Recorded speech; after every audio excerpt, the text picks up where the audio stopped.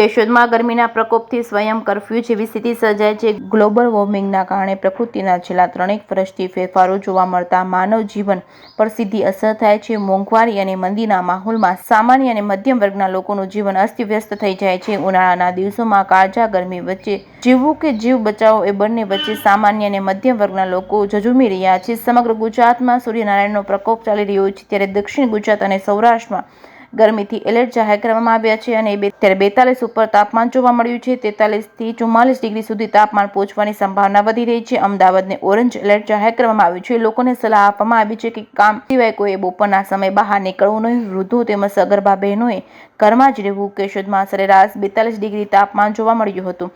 લોકો ગરમીથી ત્રાહિમામ પોકારી ગયા હતા। મોટા ભાગના લોકો બહાર નીકળવાનું ટાળતા હોય જેથી રસ્તા સુમસાન થતા કર્ફ્યુ જેવો માહોલ જોવા મળ્યો છે। લોકો ગરમીથી બચવા માસ્ક, ટોપી, બહેનો મોઢા ઉપર કાપડ બાંધી નીકળતા જોવા મળ્યા હતા। ઉપરાંત રસના સ્ટોલ, ઠંડા પીણાની દુકાનો પર લોકોની ભીડ જોવા મળી હતી। લોકો ફ્રીજના પાણીના બદલે માટલા ખરીદવાનું પસંદ કરતા જોવા મળ્યા હતા। કેક માવઠાની અસર થતા લોકોને ગરમીથી રાહત જોવા મળી હતી, પરંતુ સમગ્ર રાજ્યમાં ઊંચા તાપમાન નોંધાયું હોય ત્યારે એવા શહેરોમાં કેશોદનું નામ પણ હોય છે। કેશોદના લોકોને આવતા દિવસોમાં ગરમીના પ્રકોપને સહન કરવો પડશે। દરિયા કિનારે આવેલા કેશોદ શહેરમાં ઢળતી સાંજે ઠંડો પવન ફૂંકાતો હોવાથી બહાર રાહત મળે છે, પરંતુ ઘરમાં તો મોડી રાત સુધી કકળાટ સહન કરવો પડે છે। ઉનાળામાં પડતી કાળઝાળ ગરમીના ઝાડા ઉલટીના બનાવો બની રહ્યા છે। જવાબદાર તંત્ર દ્વારા જાહેરમાં વેચાતા ખાદ્ય પદાર્થોના પરીક્ષણ કરવા, નમૂના લેવા, અમુક જોખમી ખાદ્ય પદાર્થોનું વેચાણ બંધ કરાવવા કોઈ પણ પ્રકારના પગલાં લેવામાં આવતા નથી। ત્યારે કોઈ અઘટિત ઘટના બનશે તો એકબીજા પર દોષનો ટોપલો ઢોળી છટકબારી શોધી કાઢશે। કેશોદ શહેરના ધંધા રોજગાર આસપાસના ગ્રામ્ય વિસ્તારના લોકો આધારિત હોય છે। હાલ કાળઝાળ ગરમીમાં મંદીનો માહોલ સર્જાયો છે, ત્યારે મેઘરાજાને સવારે પહોંચતા હજુ એકાદ માસ જેવો સમય લાગશે એવું વર્તાઈ રહ્યું છે। જે કેસની ગુજરાતી સાથે રાજુ પંડ્યા, કેશોદ।